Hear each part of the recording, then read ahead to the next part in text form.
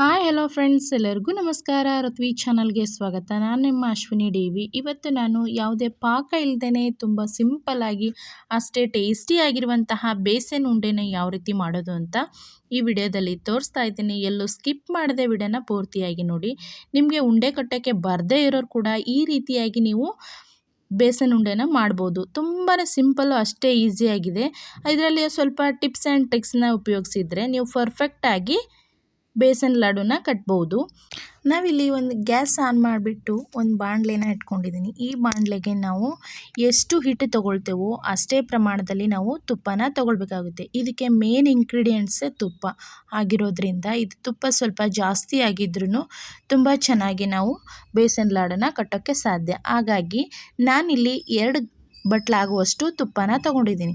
ಈ ತುಪ್ಪನ ಸ್ವಲ್ಪ ಬಿಸಿ ಆಗೋವರೆಗೂ ನಾವು ಕಾಯಿಸ್ಕೊಳ್ಬೇಕಾಗುತ್ತೆ.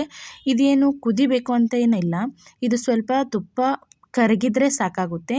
ನಾನಿಲ್ಲಿ ಒಂದು ಬೌಲ್ ಅಳತೆಯಲ್ಲಿ 2 ಬೌಲ್ ಆಗುವಷ್ಟು ಕಡಲೆ ಹಿಟ್ಟನ್ನು ತೊಗೊಂಡಿದ್ದೀನಿ. ಕಡಲೆ ಹಿಟ್ಟು ಅಂದರೆ ನಾವು ರೇಷನ್ ಅಂಗಡಿಗಳೆಲ್ಲ ಸಿಗುತ್ತಲ್ಲ, ಅದೇ ಕಡಲೆ ಹಿಟ್ಟನ್ನು ಉಪಯೋಗಿಸಿದ್ರು ಬರುತ್ತೆ.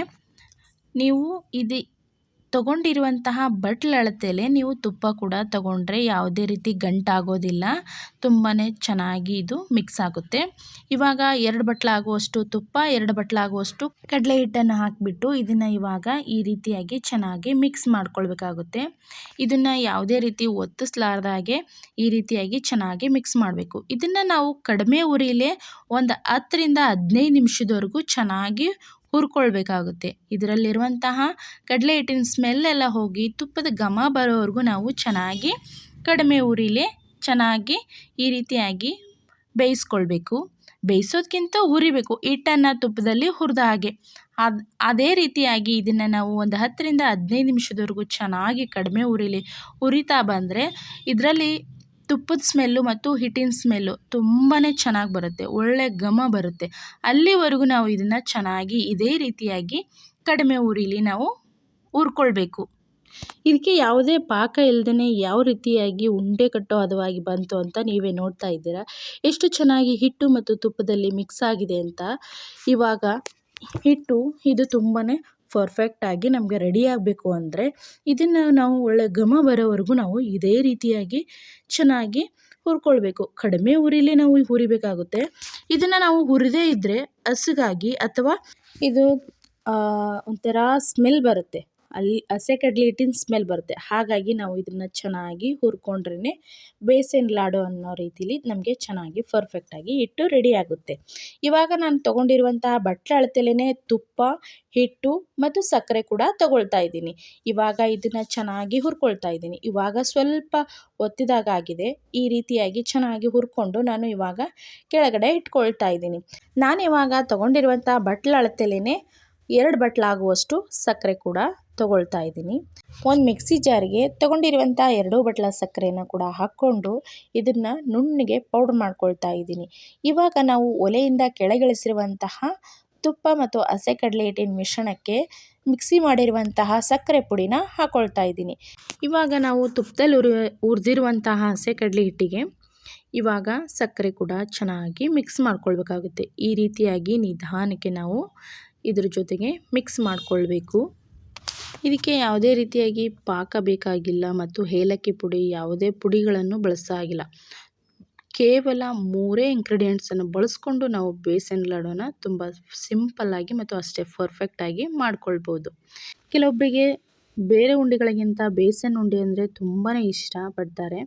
ಹಾಗೆಯೇ ಇದರಲ್ಲಿ ತುಪ್ಪದ ಒಂದು ಘಮ ಕೂಡ ಅಷ್ಟೇ ಚೆನ್ನಾಗಿರುತ್ತೆ ಮತ್ತು ತಿನ್ನೋಕ್ಕೂ ಕೂಡ ತುಂಬಾ ಮೃದುವಾಗಿರುತ್ತೆ. ಪರ್ಫೆಕ್ಟಾಗಿ ಯಾವುದೇ ರೀತಿ ಪಾಕ ಏನೋ ಬೇಕಾಗಿಲ್ಲ. ನಿಮಗೆ ಯಾವುದೇ ರೀತಿ ಉಂಡೆ ಕಟ್ಟೋಕ್ಕೆ ಬರದೇ ಇರೋರು ಕೂಡ ತುಂಬ ಸಿಂಪಲ್ಲಾಗಿ ನೀವು ಪಂಚಮಿ ಹಬ್ಬಗಳಲ್ಲಿ ಮತ್ತು ಗಣೇಶನ ಹಬ್ಬಗಳಲ್ಲಿ ಅಥವಾ ಯಾವುದೇ ಫಂಕ್ಷನ್ಗಳಲ್ಲಿಯೂ ಸ್ವೀಟ್ ಮಾಡಬೇಕಾದ್ರೂ ಈ ರೀತಿಯಾಗಿ ನೀವು ಈಸಿಯಾಗಿ ಬೇಸನ್ ಲಾಡನ್ನು ಮಾಡ್ಕೊಳ್ಬೋದು.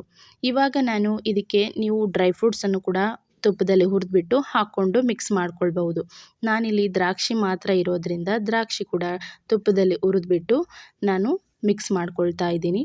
ಇವಾಗ ನಿಮಗೆ ದ್ರಾಕ್ಷಿ, ಗೋಡಂಬಿ, ಪಿಸ್ತಾ ಇನ್ನು ಯಾವ ಡ್ರೈ ಫ್ರೂಟ್ಸ್ ಆದರೂ ನೀವು ಇದಕ್ಕೆ ತುಪ್ಪದಲ್ಲಿ ಹಾಕಿ ಹುರಿದ್ಬಿಟ್ಟು ಕೈಲಿ ಚೆನ್ನಾಗಿ ಒಂದು ಸಾರಿ ಮಿಕ್ಸ್ ಮಾಡಿ ಈ ರೀತಿಯಾಗಿ ಹಿಟ್ಟನ್ನು ಹದಮಿಡಬೇಕು. ನೀವು ಇದನ್ನು ಅದಿಮಿಟ್ಟು 2 ದಿವಸ ಬಿಟ್ಟಾದರೂ ನೀವು ಉಂಡೆನ ಕಟ್ಬೋದು. ಪರ್ಫೆಕ್ಟಾಗಿ ಉಂಡೆ ರೆಡಿ ಆಗುತ್ತೆ. ನೀವು ಹಾಗೆ ಕೂಡ ಕಟ್ಟೋರು ಅಂದ್ರೂ ಹಾಗೇನೂ ಕಟ್ಬೋದು. ನೀವು ಸ್ವಲ್ಪ ಈ ರೀತಿಯಾಗಿ ಸಣ್ಣದಾಗಿ ಹಿಟ್ಟು ತಗೊಂಡು ಈ ರೀತಿಯಾಗಿ ಸಣ್ಣದಾಗಿ ನೀವು ಬೇಸನ್ ಲಾಡುನ ಕಟ್ಬೋದು. ನೀವು ಬೇಸನ್ ಉಂಡೆಯನ್ನು ಕಟ್ಟುವಾಗ ಸ್ವಲ್ಪ ಪ್ರಮಾಣದಲ್ಲಿ ಹಿಟ್ಟು ತಗೊಂಡು ಅದನ್ನು ಅದುಮಿ ಬಿಟ್ಟು ನೀವು ಉಂಡೆನ ಕಟ್ಟೋದ್ರಿಂದ ತುಂಬ ಪರ್ಫೆಕ್ಟಾಗಿ ಉಂಡೆ ರೆಡಿ ಆಗುತ್ತೆ. ಸ್ವಲ್ಪ ಈ ರೀತಿಯಾಗಿ ಕೈಯಿಂದ ಜಾಸ್ತಿ ಫ್ರೆಶ್ ಮಾಡಿ ನೀವು ಉಂಡೆನ ಕಟ್ಕೊಳ್ಬೇಕು. ಈ ರೀತಿಯಾಗಿ ಬೇಸನ್ ಉಂಡೆ ಕಟ್ಟಿದರೆ ಯಾವುದೇ ಬಿರುಕಾಗೋದಿಲ್ಲ ಮತ್ತು ಇದು ಒಡೆಯೋದಿಲ್ಲ. ಅಷ್ಟು ಪರ್ಫೆಕ್ಟಾಗಿ ಉಂಡೆ ಕೂಡ ಚೆನ್ನಾಗಿ ಬರುತ್ತೆ. ಈ ರೀತಿಯಾಗಿ ಉಂಡೆ ಕಟ್ಟಿ ನಾನು ಎಲ್ಲ ಬೇಸನ್ ಲಾಡುನ ಕಟ್ಕೊಳ್ತಾ ಇದ್ದೀವಿ. ಈ ರೀತಿಯಾಗಿ ಕಟ್ಬಿಟ್ಟು ನೀವು ಜಾಸ್ತಿ ದಿನ ಇಟ್ಟು ಕೂಡ ತಿನ್ಬೋದು. ಯಾವುದೇ ರೀತಿಯ ಮುಗ್ಗಾಗೋಲ್ಲ ಮತ್ತು ವಾಸನೆ ಕೂಡ ಆಗೋದಿಲ್ಲ. ತುಪ್ಪದ ಘಮ ಯಾವಾಗಲೂ ಇರುತ್ತೆ. ಅಷ್ಟು ಚೆನ್ನಾಗಿ ಪರ್ಫೆಕ್ಟ್ ಆಗಿರುವಂತಹ ಬೇಸನ್ ಲಾಡುನ ತುಂಬ ಸಿಂಪಲ್ಲಾಗಿ ಮತ್ತು ಈಸಿಯಾಗಿ ನೀವು ಮನೆಯಲ್ಲಿ ಮಾಡ್ಕೊಳ್ಬೋದು. ಯಾರಿಗೆ ಬೇಸನ್ ಲಾಡು ಮಾಡೋಕ್ಕೆ ಬರೋದಿಲ್ಲವೋ ಈ ವಿಡಿಯೋ ನೋಡಿದರೆ ತುಂಬ ಸಿಂಪಲ್ಲಾಗಿ ಈಸಿಯಾಗಿ ನೀವು ಬೇಸನ್ ಲಾಡುನ ಮಾಡ್ಕೊಳ್ಬೋದು. ಅಷ್ಟು ಪರ್ಫೆಕ್ಟ್ ಆಗಿರುವಂತಹ ಬೇಸನ್ ಲಾಡುನ ಮಾಡ್ಬೋದು. ಇಲ್ಲಿ ನೋಡ್ತಾ ಇದ್ದೀರಾ 2 ಕಪ್ ಅಳತೆಯಲ್ಲಿ ತೊಗೊಂಡ್ರೇ ಇಷ್ಟೊಂದು ಬೇಸನ್ ಲಾಡು ಆಗಿದೆ. ಇನ್ನು ನೀವು ಅರ್ಧ kg 3/4 kg ತೊಗೊಂಡ್ರೆ ಇನ್ನೂ ಕೂಡ ಜಾಸ್ತಿ ಆಗುತ್ತೆ ಮತ್ತು ನೀವು ಎಷ್ಟೇ ದಿನ ಇಟ್ಟರೂ ಕೂಡ ಕೆಡೋದಿಲ್ಲ. ನೀವು ಒಂದು ಬಾಕ್ಸಿಗೆ ಹಾಕಿ ಒಂದು ಬಟ್ಟೆಯನ್ನು ಮುಚ್ಚಿ ಇಟ್ಕೊಳ್ಬೇಕಾಗುತ್ತೆ.